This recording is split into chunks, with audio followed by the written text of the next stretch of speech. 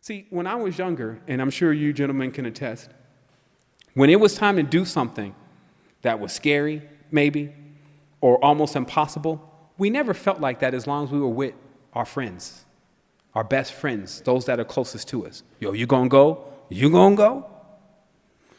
I'll go if you go. Well, shoot, if you go, I'm not gonna let you go by yourself. You see what I mean? So that starts happening. And then next thing you know, you got everybody there, which if it's like they always show in the movie, then the other guy starts packing his stuff up. Where are you going? Shoot, I'm going if you guys are going. Next thing you know, we got everybody going. You see what I mean? Where? Inside. That's where we meet. So I think that pretty much concludes this first part of our conversation. I know we're going to have many beautiful conversations in the future, but it's all inside, and that makes it where we need it to be.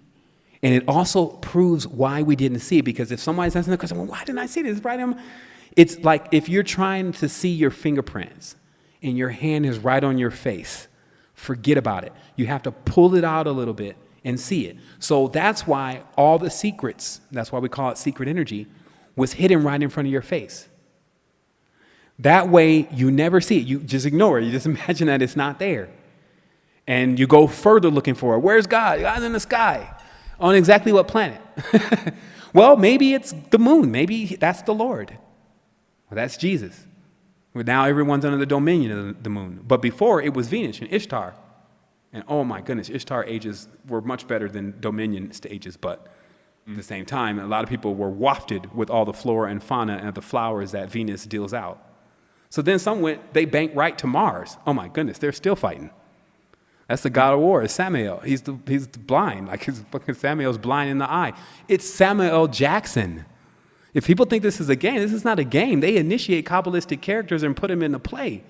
Old blind Sackless is running around acting like he's a snake on a plane. See, it's all wired down. There's nothing in this program that's glitched. When there's a glitch, they work it out. Like this is a platform in every tense. It's just all organic. So it throws off electrodes, meaning individuals who are dealing with electricity all the time. When the magnetic stuff starts happening, they're the first ones out the door and shutting down. What do I mean? Every time a magnetic burst happens, all computers and stuff just give up. Put a magnet on your hard drive and check it out. So it means that there is another side of our consciousness, a magnetic side that has a lot to do with our spiritual existence. And because we've been living with old electronic ill, for so damn long, that we've become just as burnt out and corrosive as that kind of form of transfer of energy. It's through pain. Electricity is very painful. It hisses and spits, right? Why magnetics is gentle. This is like what you're experiencing in the womb. You're in a magnetic sac. So this is how, again, you oscillate back and forth between your creation based on the elements.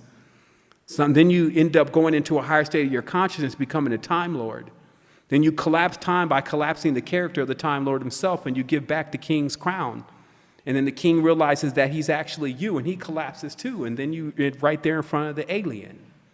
And then the alien, whose consciousness is so vast, it actually contains every single thing that has ever happened and ever will happen, will challenge you with those thoughts. Meaning that to see if you will keep thinking until you'll burn down your brain, like the lady in the end of Indiana Jones. Or will you transcend? Meaning that will you collapse all these characters, all these storylines, and all these different judgments and elements and all that, all into one single minuscule, and decide that where you will remain is as a bridge to consciousness. This means that you don't load any programs because you are all the programs and more.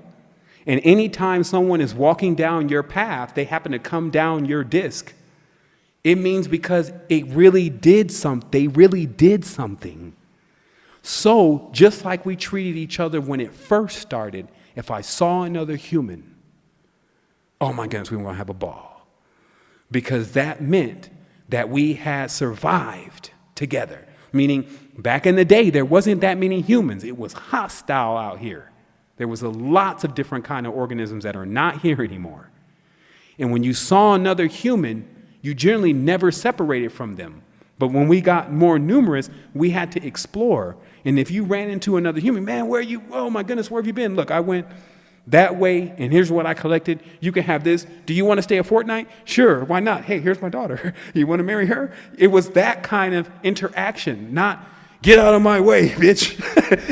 Give me this, and this, and put my salad on there. And oh, I don't like the way this is cooked, and that's not done right. And I really prefer Ferrari, and none of that, because that's when the fake began. And when the fake begins, then you're in the illusion. And then the illusion, it's all a program of illusion. But it's so close to the original, it's a shadow. And that's Kabbalah. And that's why I say the deity that resides over the Kabbalah is Shaddai. Shaddai is a shade, a shadow. So in the shadow world, let us not think that we are the shadows in the world. Let us not look at the sun, in a sense, as an external thing and then start wandering after the sun. Let us look inside of ourselves and realize that we're shining. And even in darkness, we will shine even brighter, right? Because that's what happens. So when you start giving off your own energy, and this is, again, really the conclusion of the conversation, when you release the chains, you give off energy, the darker it gets. Actually, the lighter it gets. Now you figured out how to use what becomes most people's opponent as your fuel supply. Do you see? So these are the kind of mechanics that you can go in and make a couple moves. Like, make a move is what I'm saying. You got your body. It belongs to you. You are the sovereign of your own body unless you set up another God. So because it belongs to you, make your move now. And don't forget about all the other individuals around you, in a sense, that are also making those moves, meaning that there are others. There's more of us than you think. And we connect through synchronicity. So never feel alone because you got breath. Think about what I'm saying, because like we were talking about in part of this conversation, where were we? I was in the air. See, because every time you think you're alone, surely air is not dead if it's giving us life. So being alone is an illusion. And in the third eye spectrum, of course, you see that more than ever, that, oh shit, the whole thing's alive. I'm stepping on something that's alive. Oh my goodness, it's all moving, and it's disorientating for a little bit until you realize you need some wings. So again, that's a wonderful delivery. And today, man, I could tell you, when I woke up this morning, I felt the opposite pole. I was a little grumpy. I felt like it was Groundhog's Day. And I always I can play that no, though, because I'm like, man, something good's gonna happen. I just gotta wait. So remember, if you ever feel challenged or you ever feel like something's happened that just ain't right, wait for the left, meaning that it'll swing back. You just need to be sitting there expecting it. It's always that way unless you miss out.